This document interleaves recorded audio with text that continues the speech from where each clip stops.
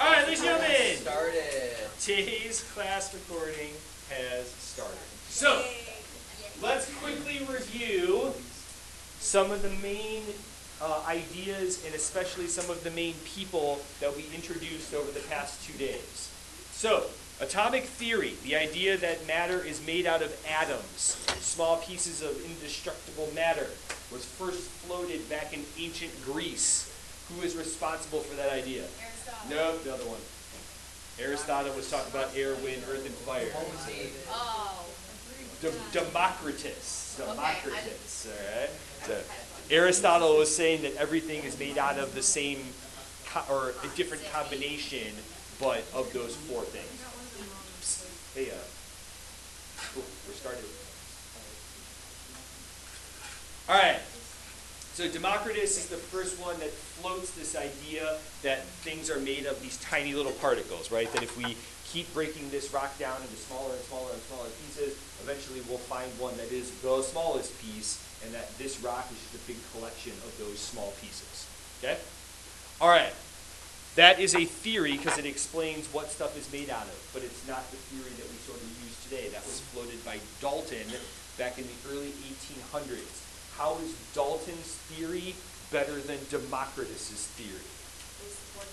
We have evidence, right? We have laws that we have built our theory upon. We have experimental evidence that supports what we saw, and then Dalton explains what we saw through his theory. Okay. Dalton says that atoms are the smallest piece of matter and that they are indestructible. But then two important experiments happen in the late 1800s, early 1900s that sort of throw that for a loop, right? What was one of those experiments, Hannah? Cathode ray tube experiment. Who did the cathode ray tube experiment? J.J. Thomson. Do you remember time-wise when it happened? A little bit later. Maybe like the 1897. 1897. Okay. So, what was the main conclusion that the cathode ray tube experiment does for us? there were Tiny negatively charged particles, and we call them what? Electrons. Okay? So the cathode ray tube experiment, we discovered electrons, these small negatively charged particles. Right? All right. The other experiment we talked about yesterday was called what? Gold foil. We usually call it gold foil, but gold film would work, but we usually call it gold foil. Okay. All right. Gold foil experiment. First, who does the gold foil experiment? Who gives credit for it? Rutherford students, but Rutherford pretty much takes credit for it, so cool, whatever, right? All right, what is the main conclusion that we draw to the gold foil experiment? Go ahead. There are more than just atoms and electrons. What part of the atom do we get out of the gold foil experiment? Great. Protons, or where are protons located? The nucleus, right? The nucleus of the atom is an important discovery that we make out of the gold foil experiment. Those four people you gotta know, all right? And in chronological order, okay? So Democritus, ancient Greece; Dalton, early 1800s; Thomson, late 1800s; Rutherford, really early 1900s, okay? So that particular order. Good? All right. Through the work of Thomson and Rutherford and a couple other scientists that we'll mention a little bit later on, we have learned that atoms have a similarity in their structure, but there are differences from one atom to the next. So today we're going to talk a little bit more about what is the structure of an atom. What is it made out of? And we find out that atoms really aren't the smallest thing out there. They are made up of smaller pieces. So first, an atom. We say that an atom is the smallest particle of an element that retains the properties of that element. So if we have a big, like, bar of gold or something like that, it will behave the same way as a single atom's worth of gold. Okay? When we talk about those properties, we're mostly talking about the chemical properties. Like if you have a single atom, it doesn't look like a piece of gold, right? Like we talk about chemical properties and how it behaves around other atoms and other situations. So the atom is the smallest particle of an element that retains the properties of that element. But through the, like I said, through the work of Thomson Thompson, through the work of Rutherford, and some other people, we've realized that atoms are made out of something. Right?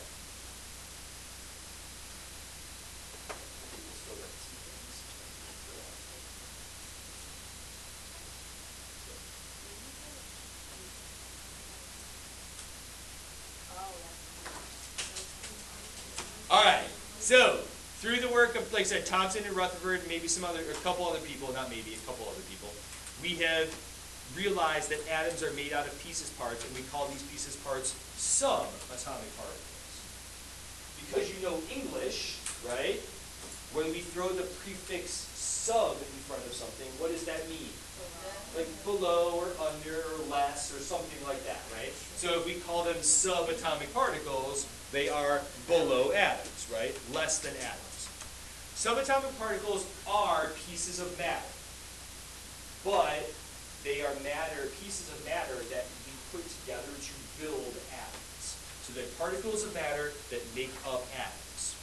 They are smaller than atoms themselves, and they behave differently than a whole atom does.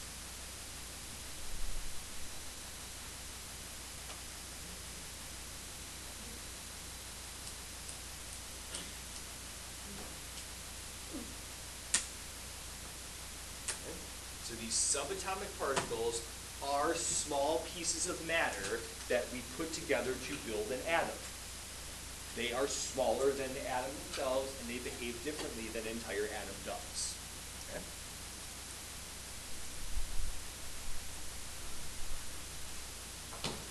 So, three main subatomic particles that we use to describe the structure of an atom. Okay? The first subatomic particle that we not identified, but the first one we're going to talk about here is called a proton. Okay? Protons. Protons have a positive charge, and we find them in the nucleus of the atom. Protons are positively charged pieces that we find in the nucleus of the atom. Cell. Cells are much bigger than atoms. So bazillions. I'm not really exaggerating there. So. That might be a little bit too much, but cells are made up of many atoms. Oh, yeah, the nucleolus is just for... Yeah, it's just that's a piece of the cell, right? Okay, so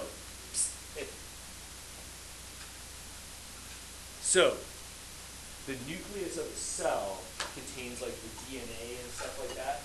The nucleus of an atom contains, well, see, protons and neutrons. They have the same name because they're sort of like the center of whatever that thing that they're a part of is. Okay? So in that way, they're kind of similar because they're like the center, but that's really where the similarities stop between the nucleus of a cell and the nucleus of an atom. But they are similarly named because they're kind of like the center of whatever it is that we're talking about. But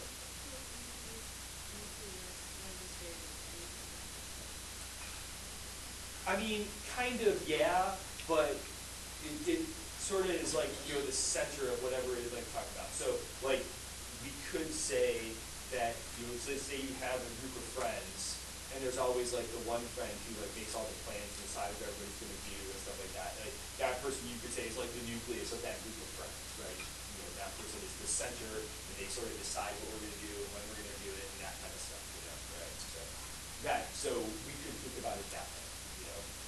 If we talk about like the marching band, we could make an argument. I'm not saying it's true. We could make an argument. Zach might agree with it, right? But the percussion section might be the nucleus of the band, right? They pretty much decide what everybody else is going to do. You know what I'm saying? Like so. Well, you can say the band director if you want to say that, but it's percussion. Let's be clear. Yeah. So. It's Dr. B. It's Dr. B. But anyway, so.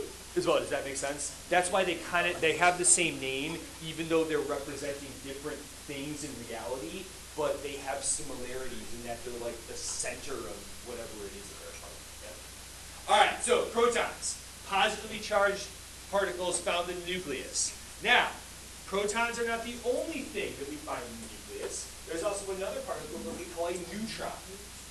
But neutrons are neutral. They don't have a charge. So they're not positive, they're not negative, they're just there. Okay? But they are in the nucleus of the atom. And we'll talk about what they do a little bit later on.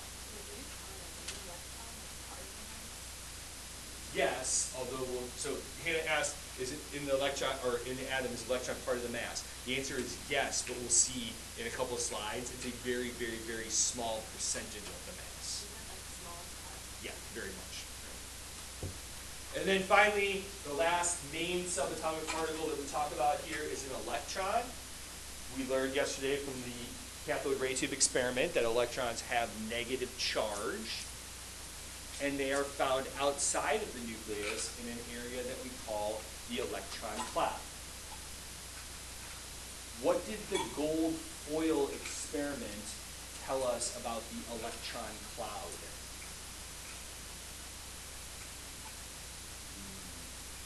Green, you want to give it a shot? Mostly empty. Not a whole lot there. You have these really tiny electrons whizzing around, but most of the atom and most of the mass of the atom is concentrated in the nucleus. The electron cloud is mostly empty space. There's nothing there. Okay. All right, good so far. Okay. Let's talk about the nucleus, because this is all based on like our discussion. This is kind of the most important part of the atom. It's the central core of the atom. What did the gold foil experiment tell us about the nucleus of the atom? Positively charged. What else did it tell us about the nucleus? What else did the gold foil experiment tell us about the nucleus? It takes up. It has most of the mass, but how much space does it take up? Not a lot, right? So if it has a lot of mass in a very small space, how could we describe that? It's very dense. Okay? So it's the central core of the atom. It is composed of protons and neutrons.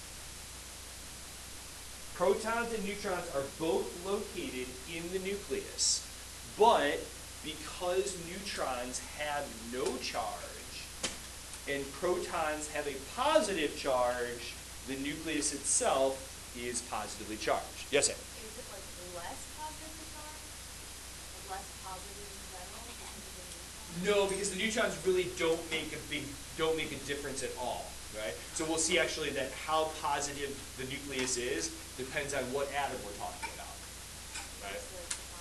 Yeah.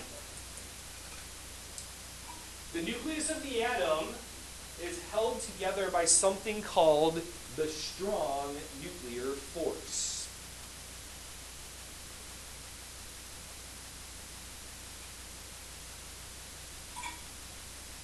So Hannah, kind of based on our question, this is actually kind of a good lead into something else you have to write down in just a second, okay? If we have a nucleus that has more than one proton, so let's just say it has 2 protons for the simplest case, right? What do those 2 protons, or what are those 2 protons trying to do to each other? They're trying to repel each other, right? The nucleus of an atom is not a natural place, all right? There is a lot of, for lack of a better word, tension there, okay? If we increase the number of protons, what starts happening?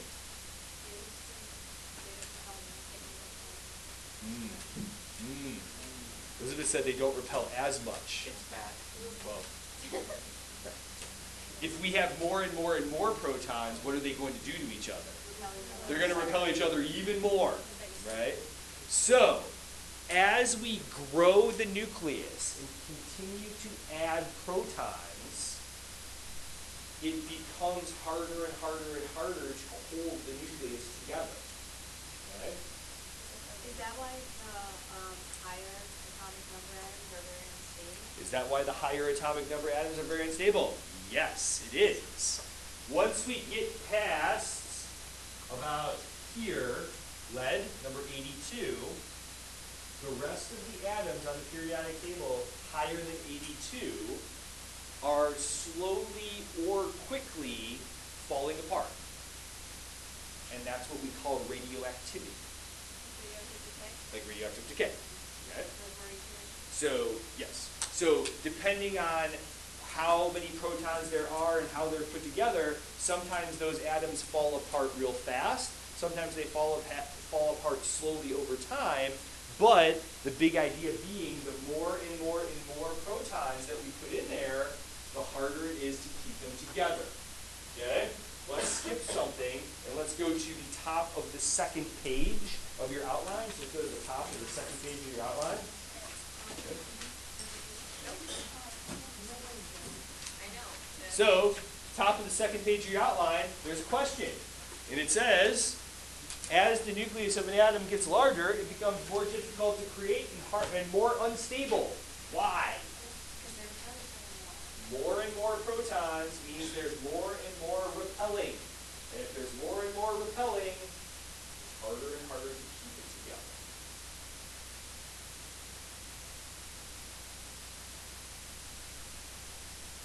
So our very big atoms, okay, sorry, hold on. Right. And then we'll talk.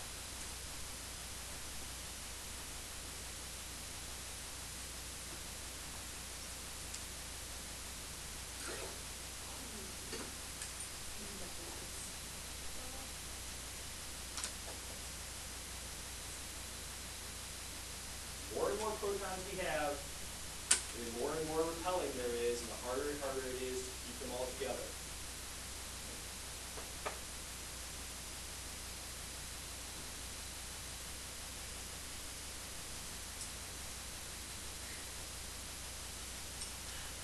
Of all the atoms that exist in all of the universe, that's a lot, right? Of all the atoms that exist in all of the universe, which ones or which kind of atom is the most common? Hydrogen. Why is hydrogen the most common atom? Because it has one atom. It has one proton. One proton. It doesn't have to worry about trying to hold more protons together, right? It's hard to make protons go together and become a bigger and bigger and bigger nucleus. So if we looked at all of the universe, not just here on Earth, the whole universe, hydrogen is the most common because it has one proton. Okay? What's the second most common? Helium, right? How many protons does it have? Two. All right? Say again? I don't know. Go down to 6 and seal all of it. So, when you look at all of the atoms, these ones up here, right, these 57, 58s, and 89s, and 92s, they don't show up real often. It's pretty hard to make those atoms.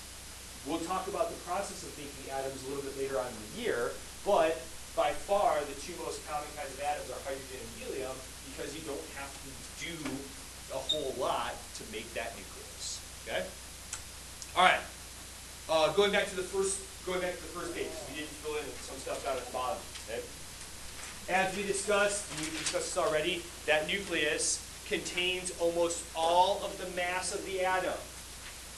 It's very dense.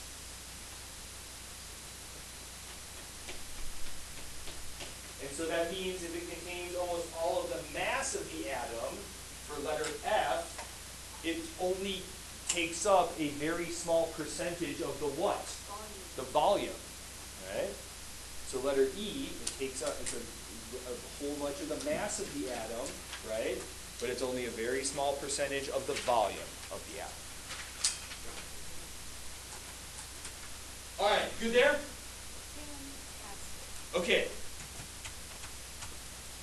Here's a chart that shows up on page 2 of your table. So let's talk about this chart that looks at subatomic particles. First, you got your symbols, right? E stands for electron, but then we put the little superscript, right, the little exponent that has the negative sign. Why? It's negative, right? Electrons are negative. P for proton, it has the positive exponent because protons are positive. And then N for the neutrons, right? But 0 as the exponent because it doesn't have a charge. Okay? All right. One thing I need you to change for me on your outline, because I forgot to change it before I gave it to you. The second column that you filled in, it says charge up at the top. Notice that my column up on the top says something different. It says relative charge. Okay? So make sure that you include the relative with the charge. Why is that important? Just about to tell you about it. All right. So,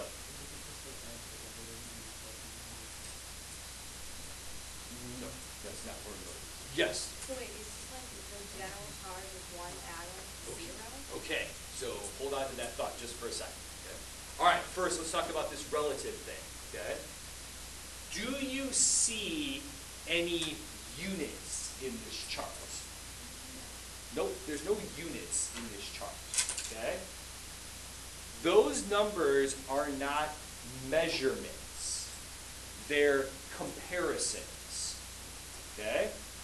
When we call something relative, we're comparing it to something else. So what can you tell me about the charge of an electron versus the charge of a proton? Hold on. See if somebody else. Not that I don't like talking to you, but I just want to make sure everybody else knows. So the fact that they're relative +1 and -1, what is that telling you about the charge of a proton and the charge of an electron? And good. How much positive and how much negative?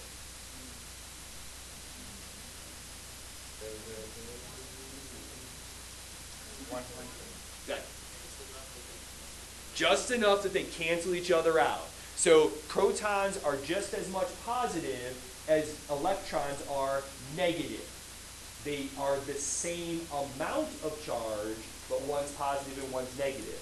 That's not a unit, it's just a comparison. Okay? Does that make sense? Relative mass. Are there any units in the relative mass column? No. What does the fact that protons and neutrons have a relative mass of 1 tell you? They're the same as each other. It doesn't say how many kilograms or how many grams they are, just that they're the same as each other. What does the fact that the electron has a 1/1836 relative mass tell you? It's 1,836 protons or neutrons. Particles. Oh. How big are electrons compared in that chart? Oh, like extremely small. Really small. So it takes 1,836 what? Oh, electrons. To equal A proton. 1 proton, right? So it takes almost 2,000 electrons to get us the mass of 1 proton. Really, really small. But even though those electrons are very, very small, they still carry the same amount of charge as a proton does, is positive and negative. Okay? Good? All right. So let's talk about different atoms. Atomic number is an important factor, an important identifying factor that we need to know about an atom. The atomic number tells us the number of protons that an atom has.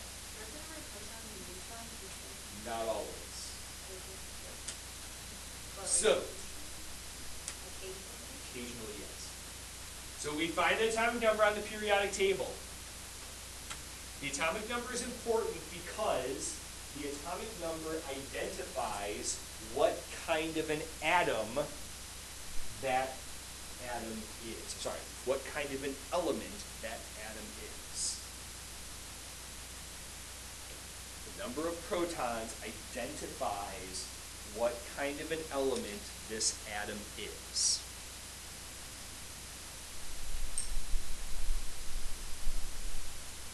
Atomic number is an important way of identifying an atom.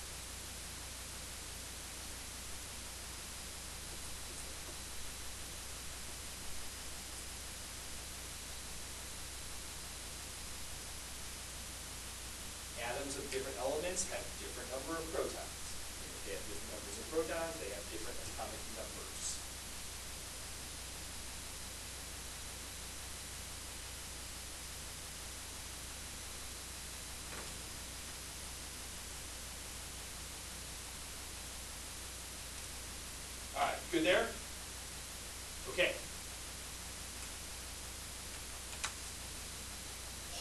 atoms are electronically neutral.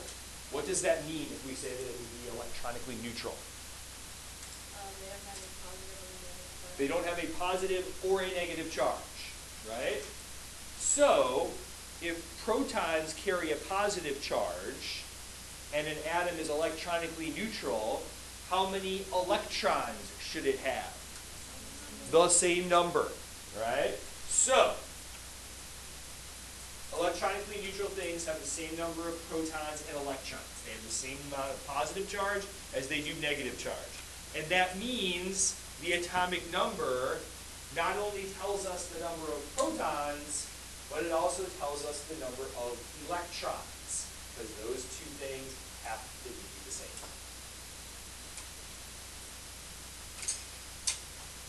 Oh. Okay. Yes. Protons and electrons are the same. Okay? But not always neutrons. Yeah. Okay. All right, good there? Got one more thing here to talk about.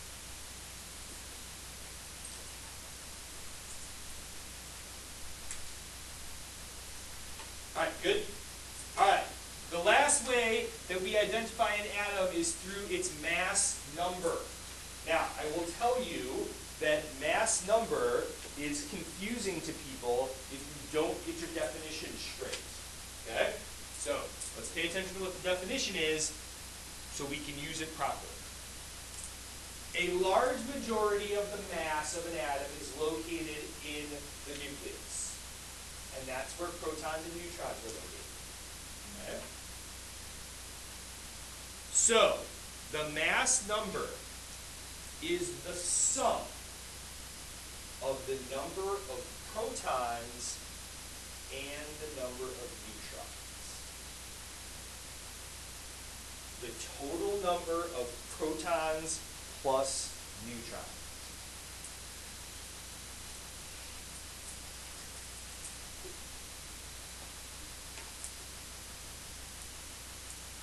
So here's where I have to make sure that you guys understand where we're going.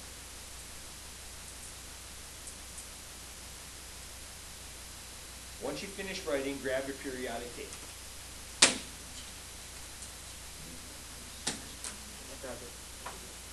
In each square of the periodic table, you will see that there are two numbers. Okay? In each square of the periodic table, you see there are two numbers. Okay? There is an integer value, and then there is a decimal value. Okay? If you look at the little legend up at the top of your periodic table, hold on a second.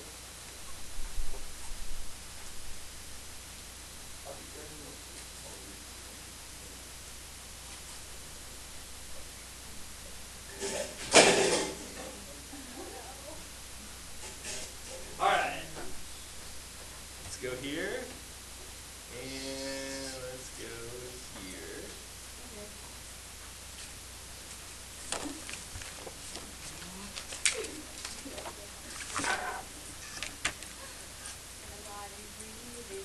The visualizer, yes. So, let's get this cord out of the way here.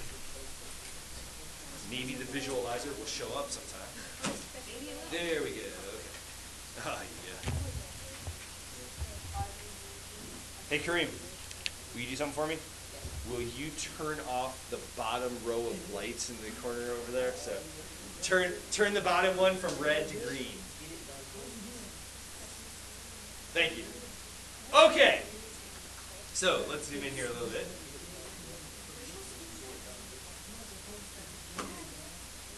All right.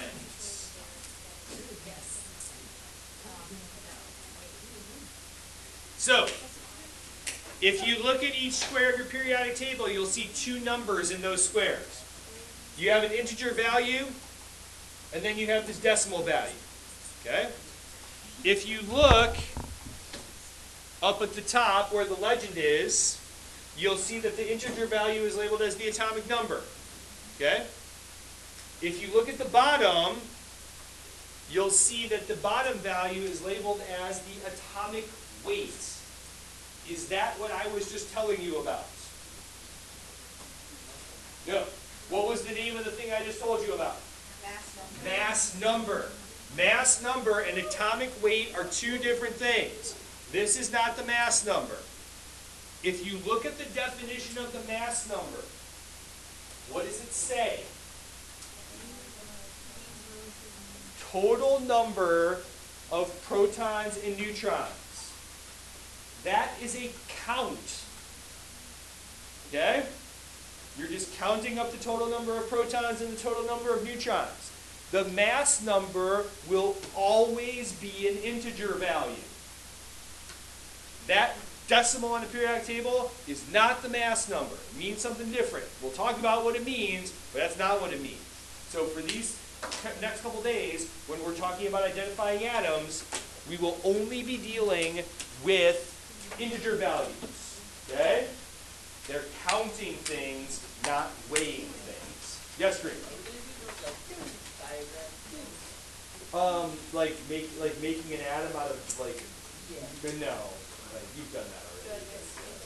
Making an atom out of, I mean, it's a good excuse. It's a good excuse to eat M&Ms in class because you could say protons are the red M&Ms and neutrons are the yellow M&Ms. Then just eat all the others. Oh, we know So, this. what? Eat all the others. Yeah, exactly. Well, we need another color for electrons, but so. Green.